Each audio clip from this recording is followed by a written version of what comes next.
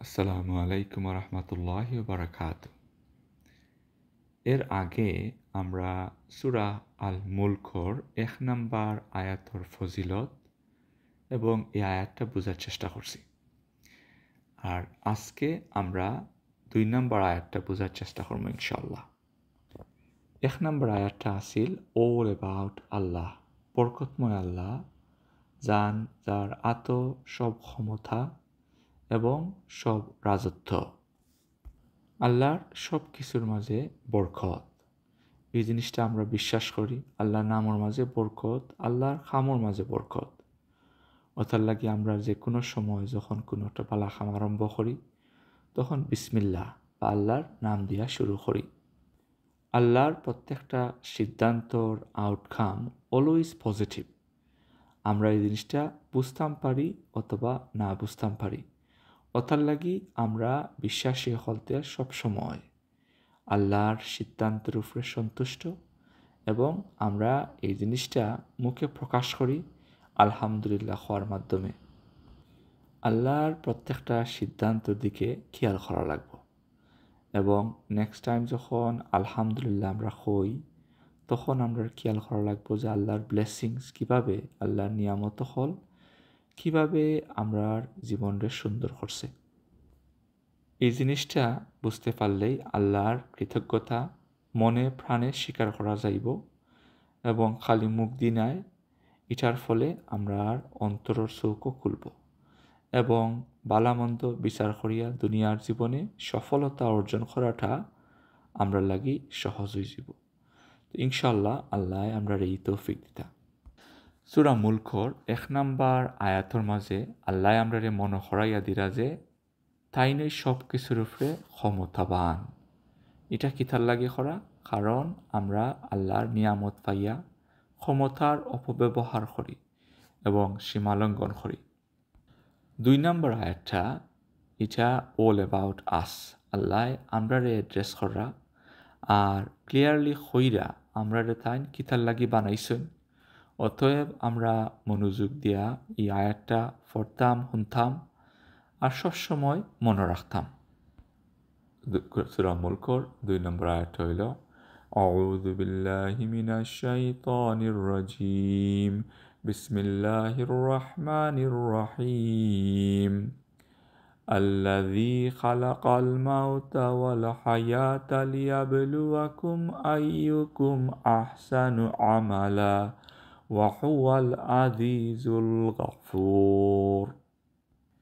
আল্লাহ coin তাইন মৃত্যু এবং জীবন সৃষ্টি করছেন এটা পরীক্ষা করবার লাগি যে সে খারটা কি আমলের দিক দিয়া উত্তম, আর কইন তাইন মহাপরাক্রমশালী এবং অতি ক্ষমাশীল। সুবহানাল্লাহ। একটা আয়াতর মাধ্যমে আল্লাহ কত মানুষ এবং কত ধরনের মানুষের লগে আল্লাহ মাত্রা, এটা একমাত্র আল্লাহর লাগি পসিবল। আল্লাহ প্রথমেই মক্কার মুশরিক হলতে ওয়ার্নিং দেরা, যারা কিছু টাকা পয়সা ধন সম্পত্তি আর সম্মানর অধিকারী হইয়া আল্লাহর ডাক হয়ে সাড়া দিছে না, আল্লাহরে বুলি লাইছে। নবীজির প্রতি তারা অনুগত্য স্বীকার করছে না, আর যারা ইসলাম গ্রহণ করছেন তারারে শারীরিক এবং মানসিকভাবে টর্চার করছে। আল্লাহ যে কত বড় দয়াময় এটা কুরআন না পড়লে বোঝা যায় না, কারণ আল্লাহ ওয়ার্নিং ওর আয়াতটাও তান পক্ষ থাকি একটা দয়া, কারণ সেই আয়াতই আল্লাহ কইন তাইন আল গাফুর, অতি ক্ষমাশীল, যাতে তারার ভুল সংশোধন করিয়া আল্লাহর কাছে আবার ফিরত হয়। এই আয়াতর ২ নম্বর অডিয়েন্স হইলা তখনকার সময় আতে গুণা কয়েকজন মুসলমান যারা আল্লাহর ডাকা সাড়া দিয়া ইসলাম গ্রহণ করছিলা। নবীজির জীবনী ফলে বোঝা যায় নবীজি এবং তাহান সাহাবী হলতে হিজরতের আগে ১২ বছর মক্কার যে কত কষ্ট এবং কত টর্চার তারা সহ্য করছেন। আমরা জানি বেলাল রাদিয়াল্লাহু তাআলা আনহু, আব্দুল্লাহ ইবনে মাসউদ রাদিয়াল্লাহু তাআলা আনহু সহ অন্য অনেক গরিব সাহাবী হলতের উপরে কত টর্চার গেছে এবং ইভেন কয়েকজনরে তারা টর্চার করতে করতেও মারিও লাইছিল। এই আয়াতটা শুনিয়া এই সাহাবি অকলতর ধৈর্য ধরাটা সহজ হয়ে গেছিল, আর তারা মোটিভেট হয়েছিল উত্তম আমল করিয়া প্রতিযোগিতাত আগুয়াইয়া যাইবার লাগে। আর এই অডিয়েন্সর এই আয়াতর অডিয়েন্স 3 নম্বর অডিয়েন্স হইলাম আমরা, যারা কিয়ামতর আগ পর্যন্ত দুনিয়া থাইমু। এখন আমরা এই আয়াতটা বোঝার চেষ্টা করি। আল্লাহ এখন তাই মৃত্যু এবং জীবন বানাইছেন পরীক্ষা করবার লাগি। আল্লাহ জীবনের আগে মৃত্যুর কথা কইছেন, কারণ মৃত্যুর মাধ্যমে আমরার এই দুনিয়াবী জীবনের সমাপ্তি হইব এবং মৃত্যুটাই আমরা সামনে প্রথম আইয়া হাজির হইব।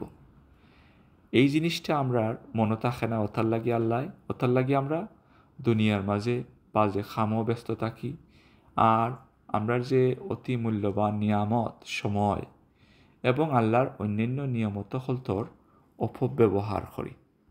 আল্লাহ কত দয়াময়, প্রত্যেকটা দিন তাই নামরে মৃত্যুর এক্সপিরিয়েন্সের কথা স্মরণ করাইয়া দিন, যাতে আমরা বুঝতাম পারি যে মৃত্যুটা অনিবার্য।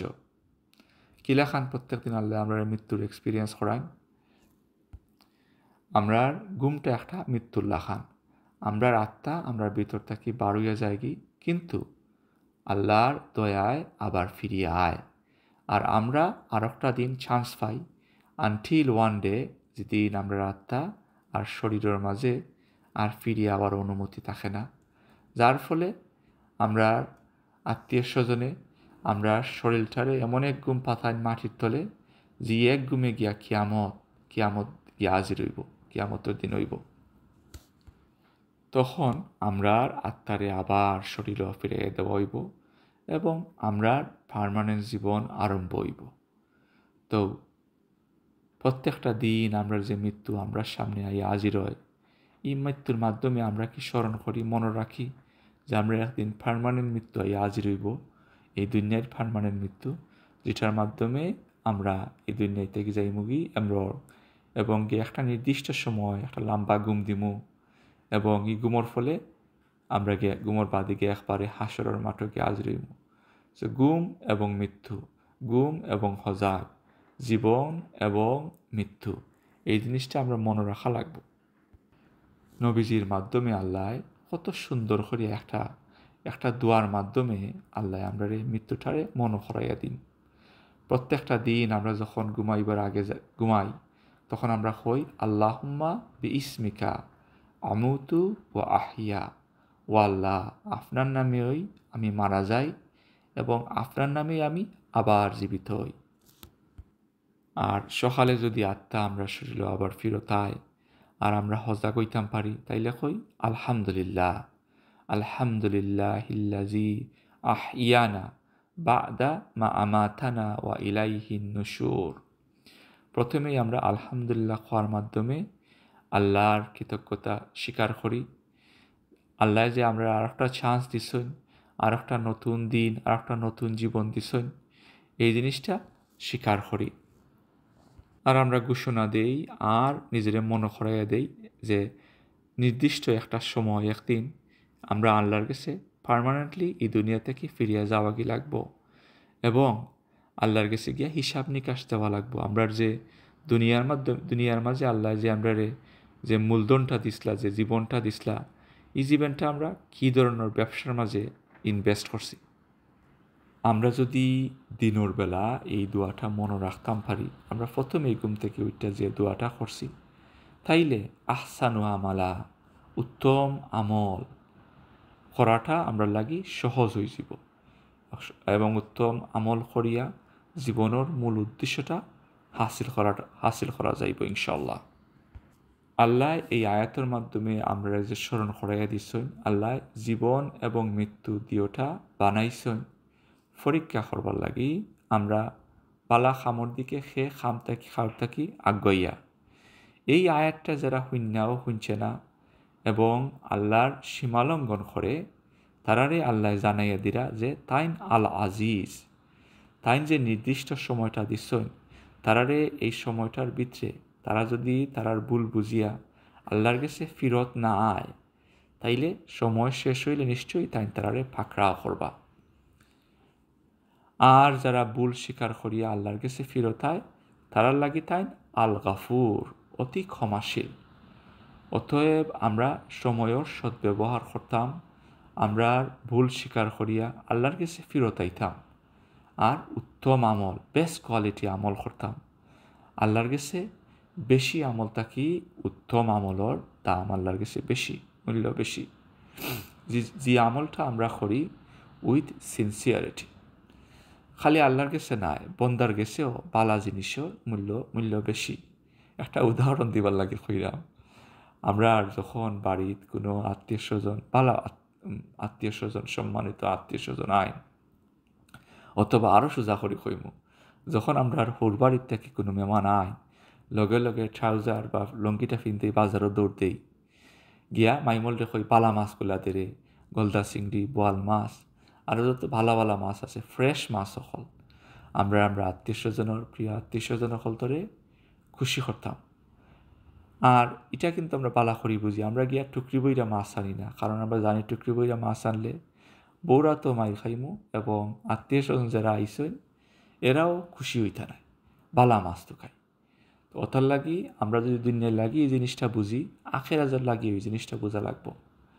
আল্লাহর কাছে উইথ সিনসিয়ারিটি 2 রাকাত নমাজর যে সোয়াব পাইমু, একটা ছোটোখাটো বালা কাম করলে যে সোয়াব পাইমু, ইটার মূল্য আল্লাহর কাছে কোটি কোটি টাকার মূল্যর থাকি বেশি, যেটা সিনসিয়ারিটি ছাড়া করি।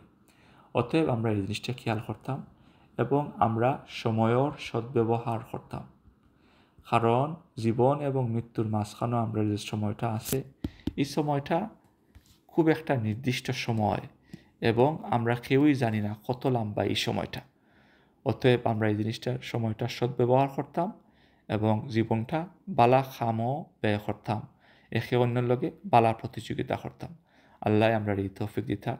ইনশাআল্লাহ নেক্সট টাইম আমরা সূরা আল মুলকর 3 নম্বর আয়াতটা বোঝার চেষ্টা করব। আসসালামু আলাইকুম রহমতুল্লাহ।